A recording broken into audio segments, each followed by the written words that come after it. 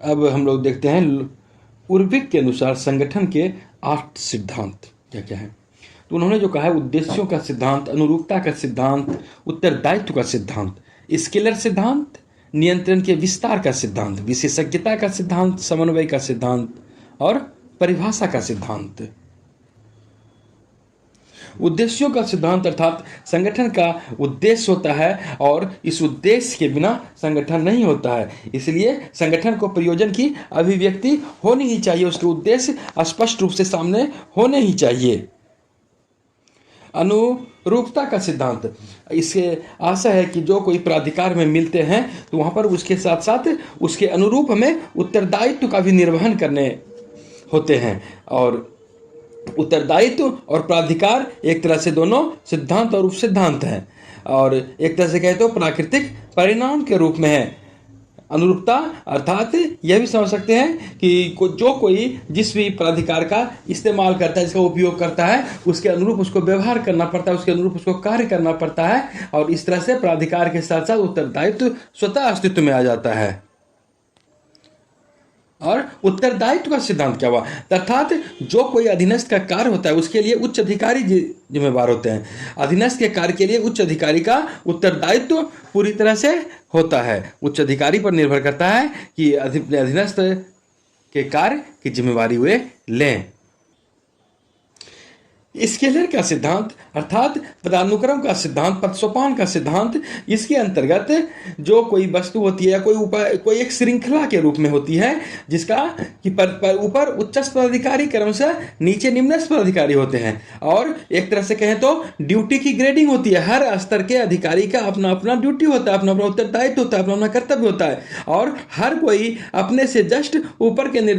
के अधिकारी का बात मानने को बाध्य होते हैं, और हर कोई उच्च अधिकारी नीचे के अधिकारी का उत्तरदायित्व उनके ऊपर होता है।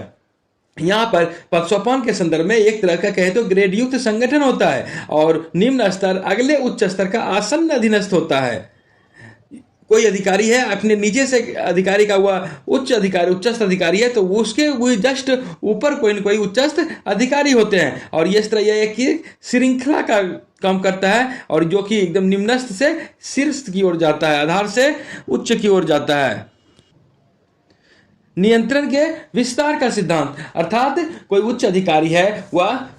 बहुत ज्यादा अपने अधीनस्थ के काम का पर्यवेक्षण सही तरीके से नहीं कर सकता। अगर अधीनस्थ के कार्य आपस में स्पष्ट नहीं है, वो एक दूसरे से गूथे हुए हैं एक दूसरे से, तो फिर वहां पर वो सही तरह से निर्देशन, सही तरह से पर्यवेक्षण नहीं हो सकता है। इसीलिए नियंत्रण का विस्तार की भी एक सीमा होती है, जिसका रेखांकन स्पष्ट रूप से कर दिया जाता है।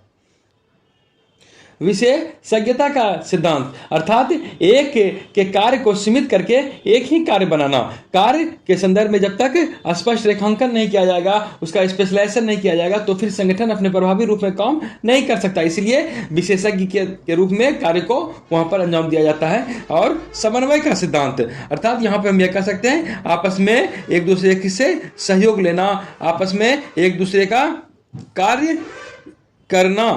प्रभावित। अगर कोई आपस में सहयोगात्मक ढंग से नहीं रहता है, समन्वय नहीं कर पाता है, तो एक दूसरे का कार्य आपस में प्रभावित होते हैं, और कहीं न कहीं या फिर संगठन के लक्ष्य के काम में बाधा बनती है। इसीलिए संगठन का प्रयोजन प्राप्त करने के लिए क्रमबद्ध रूप से सबों को आपस में समन्वय करके चलने की भावना होती है, और तभी सारे कार्यों को समाकलित करके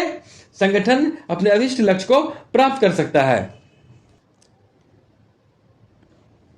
उर्विक के अनुसार एक सिद्धांत और है परिभाषा का सिद्धांत, अर्थात जिसको भी जो प्रकार की ड्यूटी सौंपी गई है, उसके संदर्भ में स्पष्ट रूप से ड्यूटी का स्पष्ट विवरण होना चाहिए, उसके स्पष्ट जानकारी होनी चाहिए कि मेरा यह काम है, इस पोस्ट के लिए यह काम निर्धारित किया गया है, तभी संगठन ज्यादा सार्थक ढंग से अपना काम कर सकता है।